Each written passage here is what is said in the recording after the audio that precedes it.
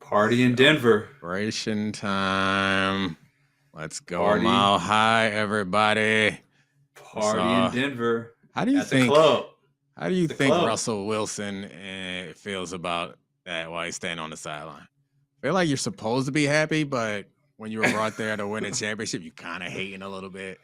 Like I remember being in college and the basketball team won a championship. I was really happy for them until we was in the club together, and I was like, these motherfuckers, they won a championship. We got ACC. I'm just a hater. Anyway, hey, this is Debatable. I'm Domonique Foxworth. That's David Dennis Jr. What's up, David? I think Russell Wilson isn't capable of hatred. I think that he is probably made jealousy. I bet he made our chart. He has a charcuterie board already in the back, ready for everybody, and little mini Lunchables for that he cut into squares for every player of the Denver Nuggets with personalized cards that say, you're the best. You did it. You are somebody. That's nice. He's a sweet guy. All right, Alabaster. Yeah. What's the question? Cards. There's actually reports from Shams that Russell Wilson led the team through a dynamic warm-up and was doing high knees with Nikola Jokic before the game. Oh, that was one of the weirdest stories where he was doing rehab all the way across the Atlantic Ocean. How dare we talk about this right now? All right, ask your question so that we can talk about how great the Nuggets are. I got a question, and it's spicy. Oh my goodness! Here we go. What's your reaction to the Nuggets winning the NBA title? Oh my gosh, what a spicy question! Finally, I guess it was really impressive run that they've had throughout the entire playoffs, and the end of it was a little anticlimactic because it was kind of a foregone conclusion through this process, but they still look great. And Jokic ascended to another level. Jamal Murray, I think, came out as a big winner in this series, but just the joy of watching people win a championship, even if I'm not a fan of the team, it's always something fun to see. All the role players and the fans and the stars, what it means to all of them, watching them in that moment is pretty cool. So we'll get into the big breakdowns of the game, but off the top, my first thought is that's cool. I like seeing people happy and seeing people succeed. Sorry for the Heat. Looking sad, though. Yeah, spice, something that's often not associated with the city of Denver. But I think that, it's an okay place. I was there last week. I was there for 3 years. Great city. They brought some spice over from LA. There's some LA transplants. Bring some spice. Okay, that's good to know. I found none last week. But anyway, I think that, this feels like the beginning of something, actually. This feels like the beginning of the thing for the Nuggets. And like a lot of times, some of these runs, when you just have the type of run that Jokic and Murray had that feels like once in a lifetime of the type of stats they were accumulating, it still feels like this is the beginning of like one of those years where they take off, right? Like I keep making the analogy, like this feels like that first Warriors championship where they came back 73-9 the next season. Obviously, I don't know. I don't think they're going to win 74 games, but this feels like one of those sort of championship runs where you establish a team and say, now they're for real. Now they've crossed over the hump. And then the next year when they have that confidence, they seem to perform a little bit better. And I kind of think that's what we're looking at. LeBron's Heat did that in the second year, the second championship. I mentioned the Warriors team. Even you go back to that Bulls, that 92 team that won, I think, 67, 68 games after that first championship. You kind of get that doubt out. And I think next season is really where they start to look like the championship team. And again, the second year justifies sort of establishes that first year a little bit better. I mean, you do kind of have to defend, but that's a good point. It's something that is impossible to measure, but I definitely know is a real thing. Whatever confidence comes from having a deep run and winning a championship. Yes, teams are better after that. Having gone through that, the confidence of having those shots go in and playing defense in a tough situation, somehow you get better in the year after you win a championship. We expect that from the Nuggets, but teams also are gunning for you. So I'm looking forward to the Jokic stoppers. There are going to be a whole line of strategies and players brought in to be Jokic stoppers. I don't know. Rui Hachimura. We're going to do the Rui Hachimura thing again. He did it for like. Do you remember that? We remember that 3 weeks ago when we were like, Rui Hachimura is the answer for Jokic. People said that. People with actual human brains said that like 3 weeks ago. They lost. He had one good game against them, and they still lost. And he had one good quarter against Jokic, and everybody was like, they figured it out. Rui Hachimura is the Jokic stopper. Like everybody. There are none. Everybody didn't say that. There are none. But Michael Porter Jr., that's another thing. And maybe I just get sentimental in these moments in my old age, but the Michael Porter Jr. renaissance, because he's been getting bashed all series. And he's also somebody whose game I root for, though he seems kind of unlikable and a little bit aloof. It seems like he's a frustrating player to play with and a frustrating player to coach. I've always rooted for him just because he's so big and so skilled. He coming off the back injury, I just want him to be good. And he was aggressive this game, and he just kept being aggressive until he was good again. And so that was fun. That was nice to see that he didn't have to be moping in the championship. Like, I mean, we'd have won by more if I'd have played more, because I know that's the thoughts that's going through his head. I was worried about Porter Jr. after game 2, where he sort of disappeared a little bit, and Brown sort of took his minutes. And again, like this is why you get better in the second year. Like this game changes the trajectory of Porter Jr. because now he has this defining finals game where he was not just scoring, where he became this gritty, like offensive rebounding dude who like grinded through the points and was the highest. He led the team in scoring through most of this game until Jokic sort of picked apart that zone. I mean, and Aaron Gordon sort of the same thing. Like he's in the last 3 months became this defensive stopper out of nowhere. Like when he did that Lowry jump shot was like when he did that Lowry jump was like it was like if I had tried to shoot over Aaron Gordon. Like he just palmed the basketball at the free throw line. It's an odd reaction for me to have, but that made me respect Lowry even more because like he's just doing it with craft. When I saw Aaron Gordon block that, I was like, yeah, that's supposed to happen every time your little wide body takes a shot, but you get some up.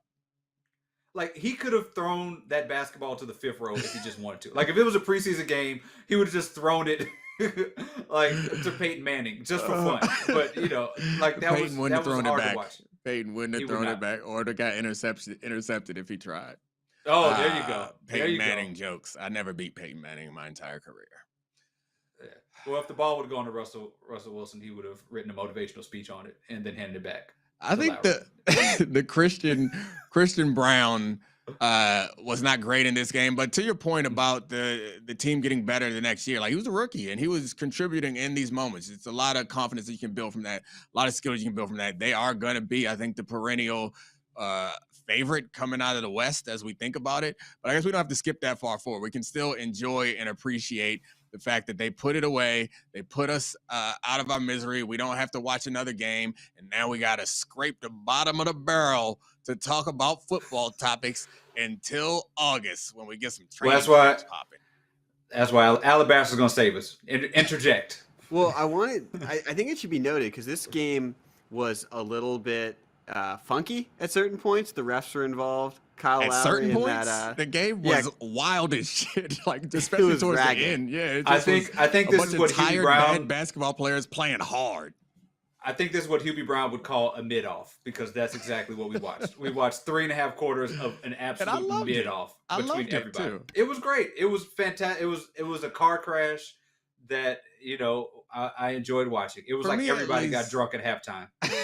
For me, at least, it reminds me that like the stakes are often what matters. As much as we talk about explosiveness or great plays and the beauty of the game, I like panic. It's so fun to watch guys out there like everything I dreamed for is slipping through my hands. Let me give it all I got, even though I'm exhausted. Or guys like I'm so close to this one like brass ring, and just that sloppiness is just fun to watch. That's why it's great to see first.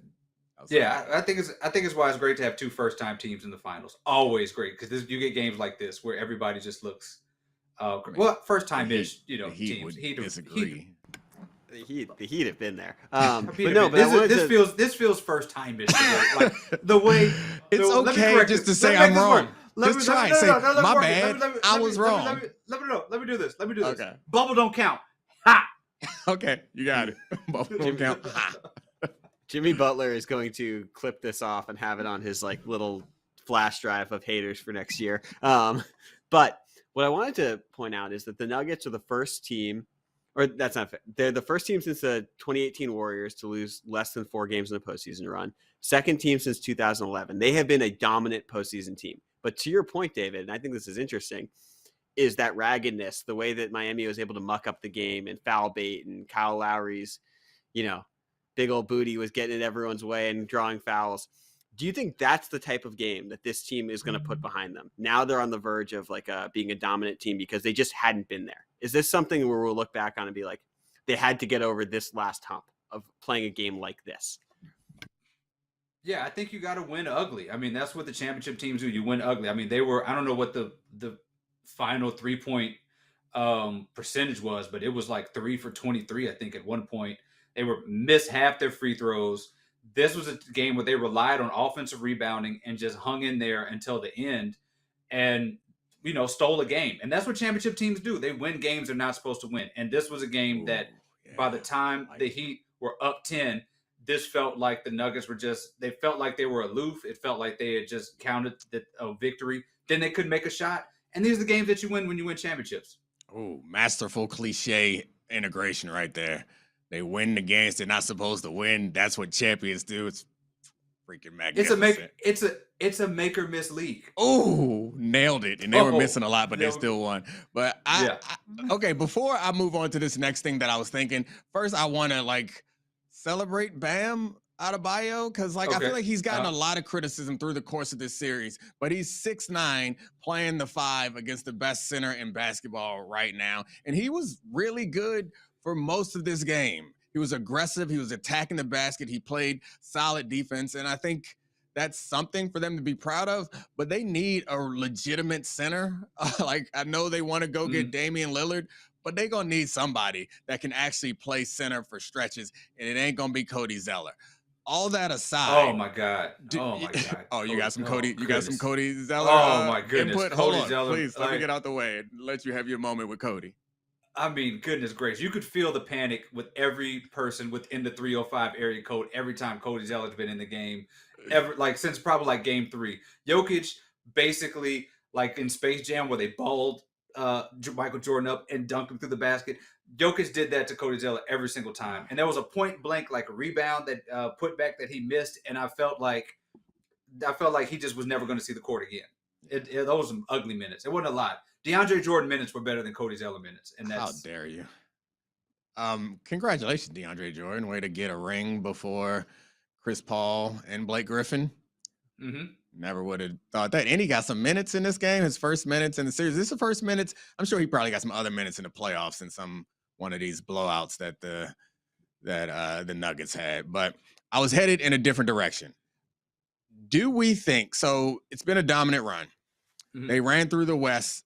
It was pretty impressive. They swept in the conference final. Am I a hater for asking, do we think that they are really this good? Or the only reason why I bring that up is the Heat are not even the Heat that we saw beat the Bucks. They were holding on for dear life and got past the Celtics in part because Jason Tatum hurt his ankle in the opening seconds of the game. Am I being a hater, or I guess it's double hate? I'm hating on the Heat and saying they aren't as good as we thought, and I'm also hating on the Nuggets a little bit and saying let's cool it on all this dominant talk. Or no, I'm not doing it. I'm asking you, should we do that? You're asking me to compound the hate. I just don't know. I guess I want to buffer your hate. I'm guilty of being prisoner of the moment sometimes. I swing like a pendulum after each game.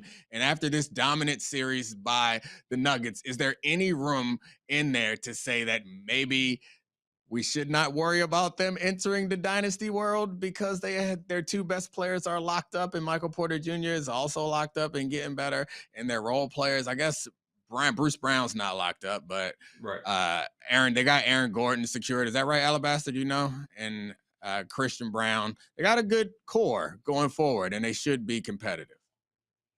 I think it's not only the Nuggets' greatness or whatever you want to say, how they've been playing. It's the rest of the league also. Where do we see this playoffs getting more competitive than it was this year? It seems like every team is going to probably take a step back. I mean, we could talk about it with Boston, if Boston had been the finals, but I don't think this series would have gone much different if Boston had made it. I mean, the only team I think really could have given them a shot in the finals would be Milwaukee were healthy, in those first 2 games against the Heat. But again, they lost in the first round, so you can't just say that team would have won the championship. And if you look at the West, you got to assume that the Lakers are going to be a little bit worse. There's the Warriors aprony contract situation that they've got to worry about. I mean, as much as we could talk about how Jokic and Murray and all the greatness, we could also look at the fact that the league is probably going to be taking multiple steps back. And this is one of the only teams that looks like it's going to get better next season, which is, that is as much a part of what I think is going to happen next year as the Nuggets themselves being just great. All right, Alabaster, what you got? I think this is like a retrospective look back at the Nuggets run was less impressive because the Suns were favored over them. Right. And they had the 2 40-point games from Booker when he was shooting like 70% from the field. It was pretty much flat odds against this Lakers team that I think was better than we possibly could have imagined. They were one of the best teams in the postseason. And yeah, the finals, the Heat were not a team that were as good as them, but those prior 2 rounds that they won handily and comfortably, that is something that if you had flipped those series, if they had played a Suns team in the final, we'd be like, wow, this team rolled everyone. Yeah, I mean, I think I just want to stress test this. That's all. I'm not being a full-on hater. I just think it's important that we reconsider this process before we start anointing them as the number 1 team in the world for the foreseeable future. I don't see like a legitimate is the wrong word because anything could happen. No one really expected them. They were an underdog. But I do think part of what I'm doing is probably not fair because I didn't expect them to do this. So I need to celebrate it. And then after seeing them dominate all these teams, I'm like, those teams weren't that bad. So I'll accept that I'm just being a hater at this point. But I don't know. We just got to get used to seeing a big kind of smooth-bodied guy who doesn't have any cuts in his arm like someone else that I know dominate the league. It's something that I got to get comfortable with, and it won't take me long because I just watched it for a whole series. How dare you? Alabaster has very nice arms. Anyway, I think that, here's the other thing about the Nuggets run that I think is important is that Jokic, the guys that he played throughout this playoff run were some of the best defenders in the league. You've got Gobert to Anthony Davis to Bam Adebayo and Rui Hachimura. And so like these like top defenders were the guys he played and he rolled through them. Like there's not going to be that many better defenders or even defensive schemes that he's going to see in the regular season or the playoffs. And this is what he did to them. I saw the stat, like I think since last season, I think he played players who make up like 15 all defensive teams or something as his primary defenders, and he's averaged over 30 points in those times because you got to include Draymond from last year and all that stuff. Like he's playing against these top defenders, and what are the chances that he's going to play against these same type of defenders next year? Like he might even be better in the playoffs next year. Watching them next regular season, I think, is going to be fun. Watching what they do with the target on their back week in and week out. And we'll see if someone figures out some adjustment because it never actually felt like throughout the course of its entire playoffs, like anyone had an answer for Jokic. And when Jokic wasn't on, because it felt like he was passive. I don't know for what reason in this game. It felt like he was passive early. And I know in game 1, I remember he kind of refused to score and just set everybody up and they were still like pulling away. But in this game, it seemed like he was refusing to score, but the Heat were in control of much of this game. So I don't know if it's like him point guard and just getting everybody involved, but it's worked. And I think that's the real difference. That's one of the big differences for why I do have faith in them going forward, why my second guessing of them is unfair, is because the rest of the role players, and maybe it's the Jokic effect that he benefits them and he makes them all better, but the role players are so good. It's very Steph Curry of him in that his presence on the floor gives everyone else easier shots and confidence. And it's a great player to have, and I suspect that they won't have trouble getting aging veterans to come out there and get easy dunks and wide open threes because they play next to Jokic. And we talk about this. I think some of the passivity came from the foul trouble. I think it's one of the things that Jokic, I think if there's anything for him to work on, is that sometimes he gets into foul trouble, it starts to impact him on both sides of the court.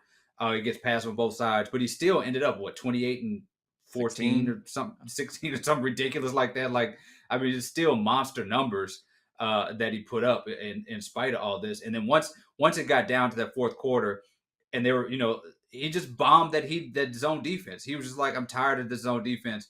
Just give me the ball, and I was going to be somebody who's like 6 inches shorter than me guarding me, and I'm just going to score or get to the right person. Him and Murray really put that game away. I know the last few baskets were by Bruce Brown, but it felt like exactly what you want superstars to do in that moment. Murray hit some big threes, and Jokic took over and kind of was aggressive. Even when he wasn't hitting buckets, he was getting in, getting close to the lane. Murray, too, making drives that broke down the defense, that set other people up for shots. So it was a well-earned victory. I will say I would like to see them, I guess, be challenged a little bit on the offensive end. And I guess that's the tough thing is it's hard to find teams that can do both because it felt like the Heat were good against them defensively or better than you could expect throughout the course of this series. But they just struggled so much to put enough shots in the hoop. And I guess we saw them matched up against the Suns, which was a team that didn't struggle as much offensively, but they didn't have any help. They had like 2 big scorers and no role players. And I guess Ayton is a reasonable defender against Jokic. So it'll be interesting to see. I guess the Suns who pop up in my mind with the right additions, the right improvements to their roster, a new coach, that might be a team that can threaten the Nuggets offensively as long as they can find some ways to get some stops and stall out this offense or this Nuggets offense on the other end. Yeah, Allie, I mean, I think, yeah. Go for it. Check me, baby. I got you. Thank you. All right, so let's move on to the bigger Jokic discussion. And I think it's worth noting he's the first player in NBA history to lead all players in points, rebounds, and assists in a single postseason. And he joined some pretty elite company as someone who is a 2-time MVP and a Finals MVP. That company is Kareem, Jordan, LeBron, Wilt, Magic, Bird, Moses, Giannis, Steph, and Duncan. And that's it. We're talking about the best of the best players of all time have that on their resume. So he's going to be the topic of a lot of first take debates over the next couple of years. But if we are the internet literati about Nikola Jokic, what should the dialogue be about the Joker now? The dialogue about the Joker. Comparing him to the all-time greats is kind of rough and kind of hard because he's still very early in his career and he's not going to edge any of them out as far as numbers are concerned. But then you have to discuss his impact on the game. So I guess there's 2 conversations that we always have when we talk about these greatest players. It's like at their peak and who's better and the entire career. The tough thing about Jokic, obviously he's not done, so we can't do the entire career. But at his peak, it's hard because a lot of those players that you name are kind of two-way players. And as much as Jokic has improved defensively, he's not a liability on defense. I saw a number of times the Heat attack the basket, and when they weren't afraid to attack Jokic, he don't jump. He does not try to contest shots. And in his defense, he doesn't jump at all at any aspect of life. So there's that. That's fair. I saw a clip of him from a long time ago saying that he didn't like American college basketball because it was too fast. It's a lot of jumping and running. It was good times. But yeah.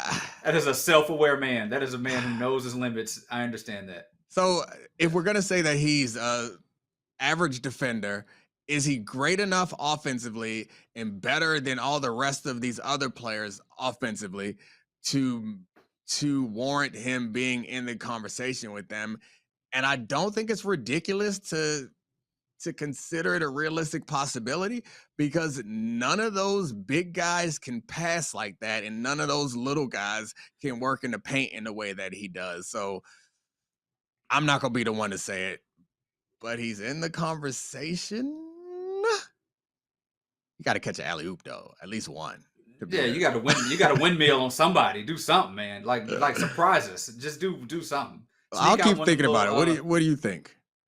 I think that when you have a player who's so young and you have these, this sort of supernova few years, I think you got to take the years in compartments and you got to think about the 3 to 4 year run that he's on right now. And where does that stack up with the best 3 to 4 year runs that we've seen, right? I think we did the same thing with Giannis when they won the championship. He had the MVPs, Defensive Player of the Year, all this stuff, and you think about that 3-year run and where does it rank against those, the best 3 years of any player's career. And for that, you got to look at Jokic and say that these last 3 to 4 years, 2 MVPs, the finals MVP, triple double essentially in a season, and then 2 of those, a couple of those years, obviously without Murray, and especially in the playoffs and a full season without him, and then you get him and you win a championship. Then we can talk about where does his top years of his career rank against the top years of other folks' career.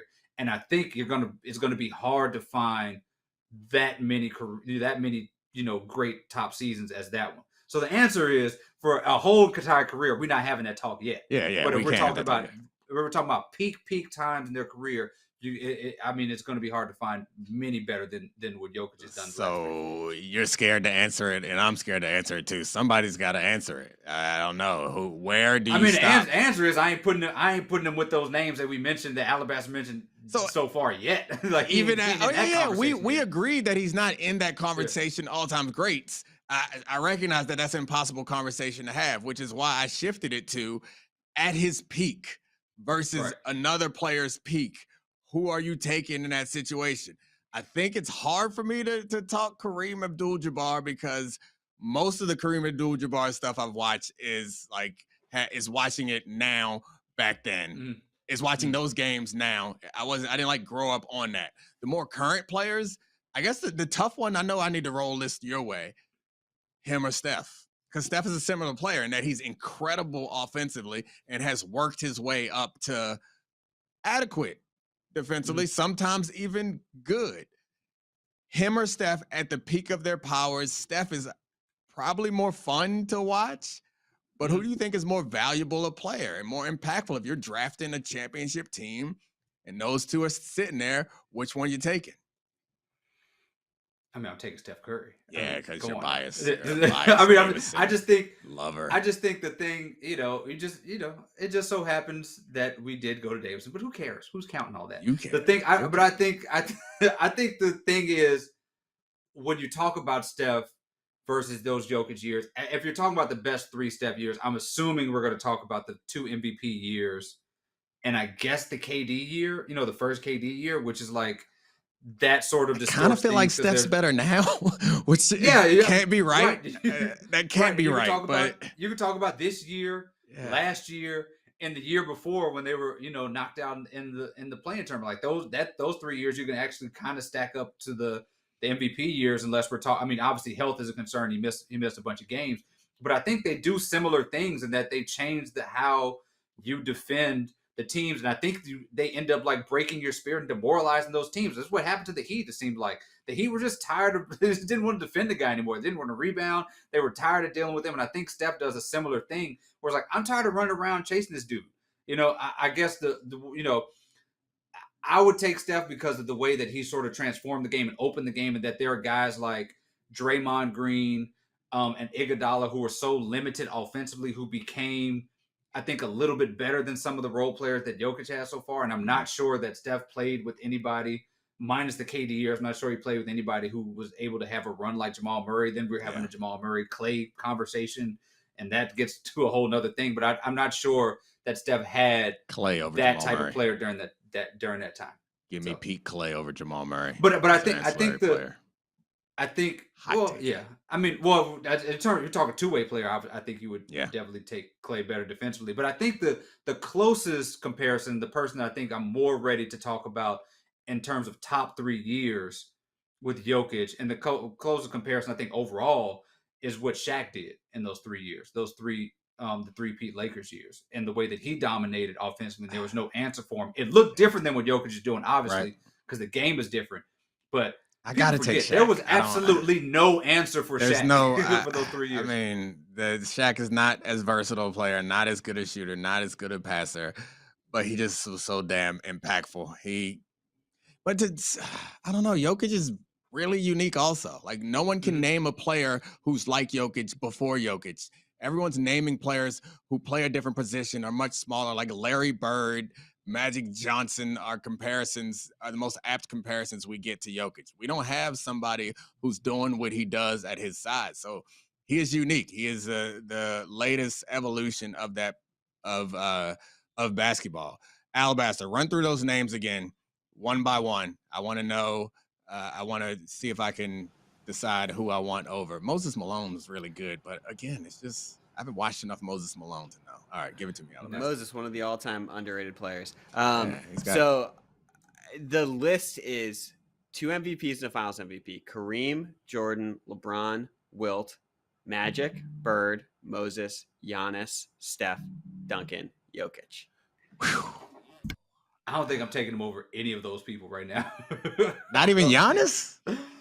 I mean, Giannis I think we they're both so young.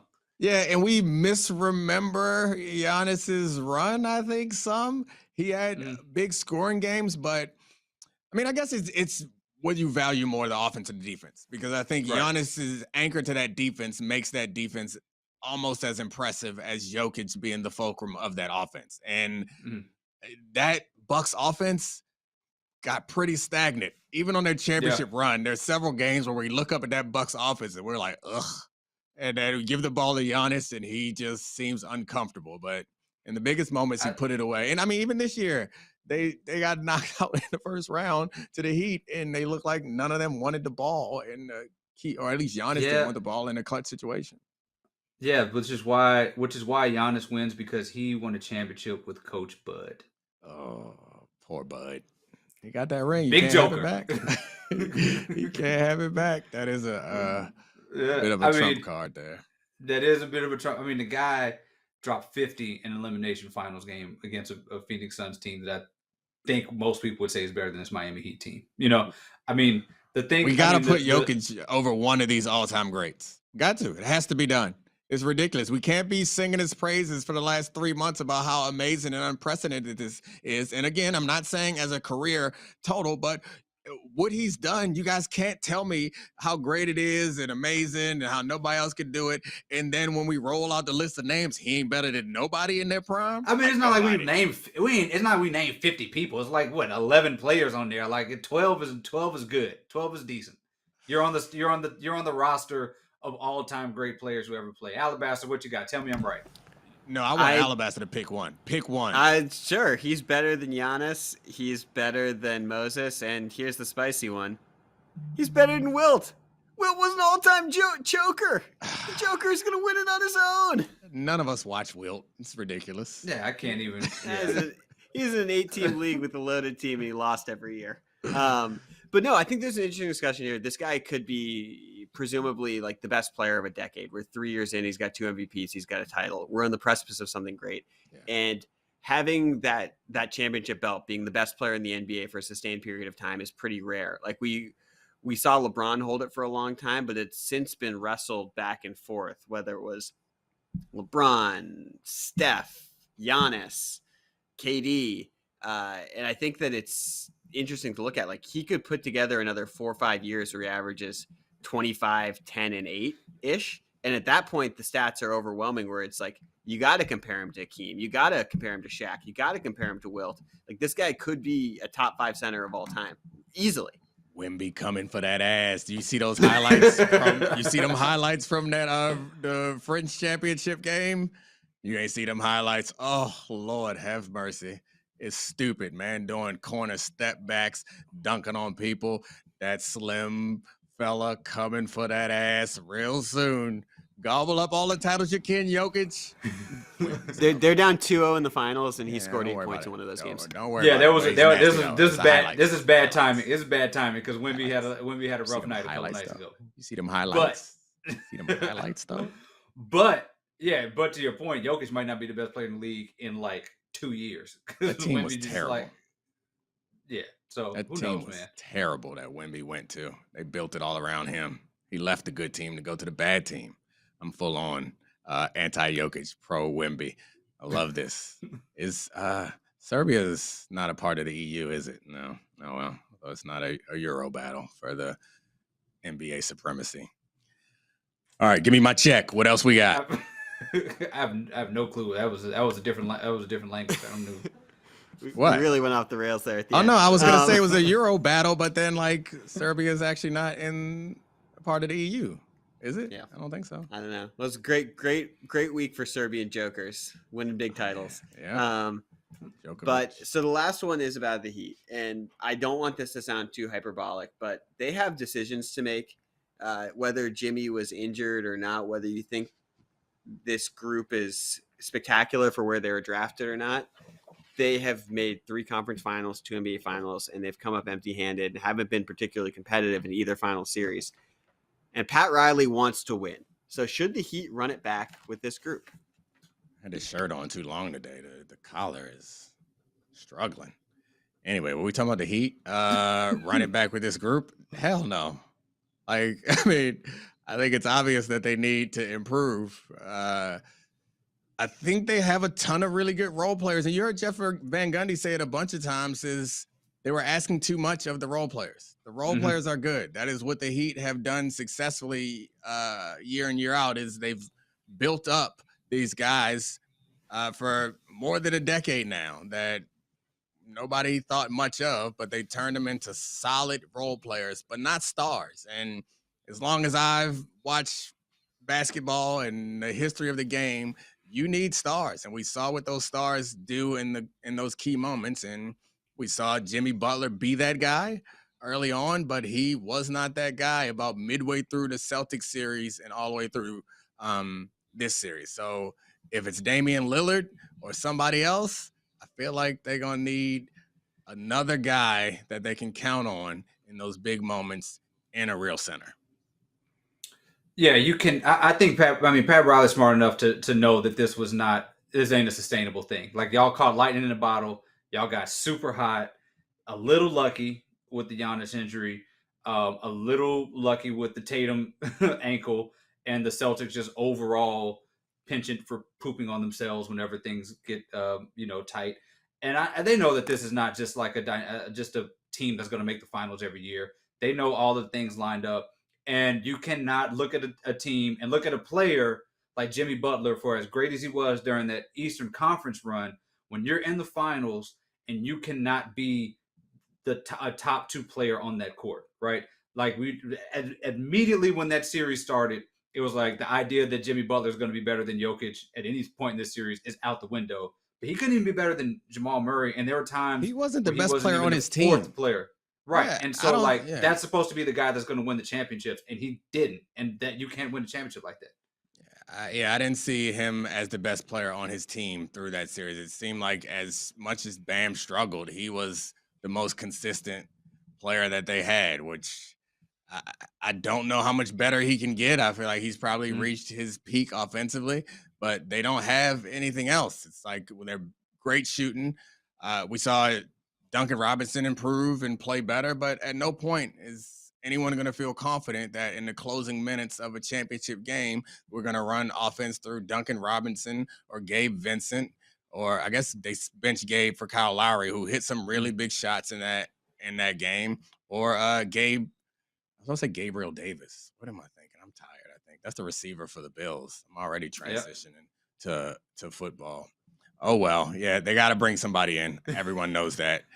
Pat Riley is not a fool. We're going to throw them rings on the table and trick somebody else into coming down here to this beautiful swampland. And he knows also that Tyler Hero is not the difference in this series. Like, he knows that they're not one Tyler Hero and Victor Oladipo away from winning this series. If anything, they have to look at this Tyler Hero contract and say, because would we have been better with him on the court? Like, would our defense have been as good as it was with Tyler Hero on the court? And not quite sure. So they got a lot of moves to make. And the good thing about the Heat is that they have really good contracts. And if they need to move people, everybody is about as valuable as they are going to be under their contracts right now in terms of the best players. Like you said, there's the Dame Lillard stuff that they can do moving around. There's always a wild card player who wants out at some point in the offseason, and the Heat are always in that conversation. And Heat culture stock is as high as it could possibly be. So if you want to recruit somebody, now is the time to do it. But Jimmy Butler, like, I hated that he had to play that the game looked like this today, and everybody was piling on him, especially for how well he looked through the first 2.5 series in this playoffs. But man, that guy is not, that guy's not going to carry to a championship. Yeah, I don't know. Last series, it was Caleb Martin that was the best player for the Heat. In this series, it felt like it was Bam. In the previous series, it was definitely Jimmy Butler. But they're going to need one other superstar, I would think, and they're going to need Jimmy to play like a superstar. Maybe it's injury, Yeah. maybe not. But also, it's just like you get matched up against a guy who's younger, stronger, faster, bigger, quicker. It's going to be real hard to score, and especially when you're not a shooter. Jimmy's not a shooter as much as he's a scorer, which is it's a little bit tougher to rely on than if you can just hit step backs like some of these guards can in the league. That Jimmy's never going to be that guy who's hitting step back threes as an integral part of his offense. It's kind of something that he does on occasion, but can't bank on it. And, so back and to you the need drawing regular board. season. Yeah, you need regular season stars. I get the whole Jimmy Butler playoff Jimmy thing, but you came in as an 8 seed, right? And as great as your playoff run was, 8 seed is so close. Like they almost did not make the play in. They were down, I think, in the second half against that Bulls team. Be better in the regular season. Come in as a 4 seed and then see if you can get a little bit more rest. You don't have to be playing all the tough teams. You don't have to play Milwaukee and Boston in the playoffs. Like a younger player, maybe the Dame Lillard, maybe some offensive explosiveness that you hopefully do not trade in some defensive versatility for, can get you a higher seed in the playoffs. But you can't keep coming in as 6, 7, 8 seeds and expecting to make miraculous runs every time, because you will get injured and you will fall off like they did basically by Game 4 of the Celtics series. They were not the same team.